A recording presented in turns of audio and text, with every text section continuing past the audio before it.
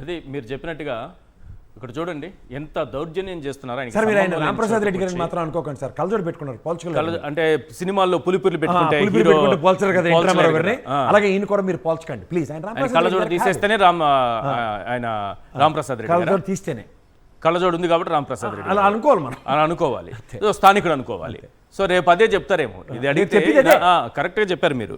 ఇప్పుడు ఆ దొంగ ఓట్లు వేసిన వాళ్ళది ఒకసారి ఆ లిస్టు ప్లే చేయండి, ఆ వీడియో ప్లే చేయండి. ఒక్కొక్క దొంగ ఓటరు ఏ విధంగా వచ్చారు ఇంతకుముందు. రామప్రసాద్ రెడ్డి గారి గురించి మళ్ళీ చూపిద్దాము, చాలా చెప్పాల్సి ఉంది పాపం ఆయన గురించి. ఒక్కసారి ఈ దొంగ ఓటర్లు వచ్చారు కదా, ఎస్, ఒక్కొక్క దొంగ ఓటర్ గురించి ఒకసారి చూద్దాము. కొన్ని కీలకమైనటువంటి ఆధారాలు సాక్ష్యాలు మన చేతికి వచ్చాయి. ఈ దొంగ ఓటర్లను ఎక్కడి నుంచి పట్టుకొచ్చారు, ఈరోజు నిజమైన ఓటరు ఓటేసేటటువంటి హక్కుని ఎలా కోల్పోయాడు, ఈ దొంగ ఓటర్లతో రిగ్గింగ్ ఎలా చేస్తున్నారు, ఒక్కొక్కరిని తీసుకొచ్చి పోలింగ్ స్టేషన్లని పోలింగ్ బూత్లని క్యాప్చరింగ్ చేసి ఉదయం నుంచే రిగ్గింగ్ ఎలా మొదలుపెట్టారనేది క్లియర్గా మనకు అర్థమవుతుంది. ఈయన చూడండి, మల్లికార్జున గారట Jammalamadugu market yard vice chairman. Freeze చేయండి. Jammalamadugu market yard vice chairman అక్కడి నుంచి వచ్చి ఇప్పుడు ఆయన ఎక్కడ ఓటేశారో తెలుసా మీకు? నల్లపురెడ్డిపల్లిలో ఓటేశారు. జమ్మలమడుగు వ్యక్తి నల్లపురెడ్డిపల్లిలో ఓటేశారు. ఇది ఆయన ఓటర్కి సంబంధించి ఓటర్ల జాబితాలో తీస్తే ఆయన భాగోతం మొత్తం బయటపడింది. ఈ దొంగ ఓటర్ల భాగోతం మొత్తం బయటపడింది.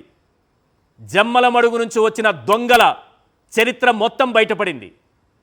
ఆదినారాయణ రెడ్డి గారు తీసుకొచ్చినటువంటి దొంగల ముఠా ఇది అని తేలిపోయింది. ఏముందో తెలుసా ఇక్కడ? పొన్నతోట ఈ మల్లికార్జున అనే వ్యక్తి పొన్నతోటకి సంబంధించినటువంటి వ్యక్తి. అక్కడ ఓటు హక్కు ఉంది, జమ్మలమడుగులో ఓటు హక్కు ఉంది. ఆయన తీసుకొచ్చి ఈరోజు నల్లపురెడ్డిపల్లిలో ఓటు వేయించారు. నిజమైన ఓటరు ఓటు హక్కు కోల్పోయినట్టే కదా, మరి ప్రజాస్వామ్యం ఉన్నట్ట చచ్చినట్ట? ఇలాంటి వాళ్ళను తీసుకొస్తే ప్రజాస్వామ్యం చచ్చినట్టే. ఇలాంటి రౌడీయిజం చేసి ఓట్లు వేయించుకుంటే ప్రజాస్వామ్యం చచ్చినట్టే. రాంప్రసాద్ రెడ్డి లాంటి వాళ్ళ సమక్షంలోనే పోలింగ్ ఏజెంట్ల పైన దాడి జరుగుతోందంటే ప్రజాస్వామ్యం చచ్చినట్టే.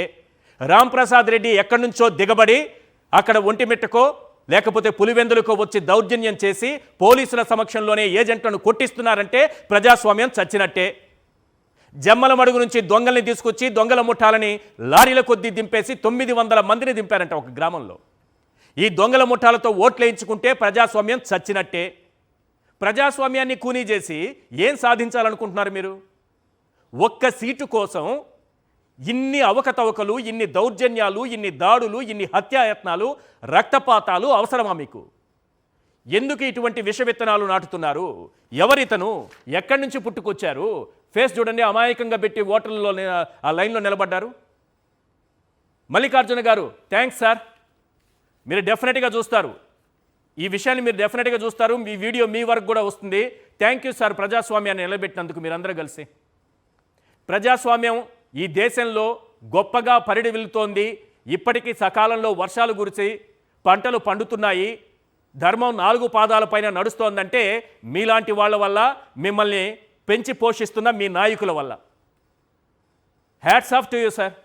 మీలాంటి వాళ్ళు ఆ క్యూ లైన్లో చాలామంది ఉన్నారు, వాళ్ళందరికీ కూడా ప్రత్యేకంగా ధన్యవాదాలు. ప్రజాస్వామ్యాన్ని పట్టపగలు నట్టనడి వీధిలో కూనీ చేసినందుకు. ఏం గెలుపు ఈ గెలుపు? ఎందుకు మీకు ఈ గెలుపు? ఇలా గెలిచి ఏం సాధించాలనుకుంటున్నారు? ప్రజలకు చెప్పండి సార్ సమాధానం, మీడియాకు చెప్పకండి. ప్రజాస్వామ్యంలో ప్రజలకు సమాధానం చెప్పండి. మీ ఓటు హక్కు ఎక్కడుంది? మీరు ఎక్కడికి వచ్చి ఓటేశారు? ఎవరు మిమ్మల్ని తీసుకొచ్చారు? ఏ పోలింగ్ బూత్కి వచ్చారు? మీరు ఎవరి ఓటుని దొంగతనంగా వాడేసుకున్నారు? ఏ రకంగా రిగ్గింగ్ చేస్తారు? ఏ రకంగా దొంగ ఓట్లు వేస్తారు? ఎవరిచ్చారు మీకు అధికారం? ఎవరు మిమ్మల్ని లోపలికి అనుమతించారు?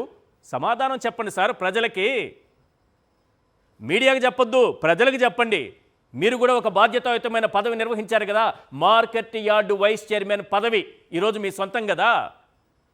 మార్కెట్ యార్డు వైస్ చైర్మన్గా ఉన్న మీరు, మీకు జమ్మలమడుగులోని పొన్నతోటలో ఓటు ఉంటే, ఇది చూడండి, ఓటరు పేరు మల్లికార్జున తుమ్మలూరు, తండ్రి పేరు కొండయ్య, ఇంటి సంఖ్య 2-666A, వయసు 47, లింగము, ఈ లింగం పురుషుడు, అది కూడా రాశారు ఇందులో, లింగంతో సహా ఉంది సార్.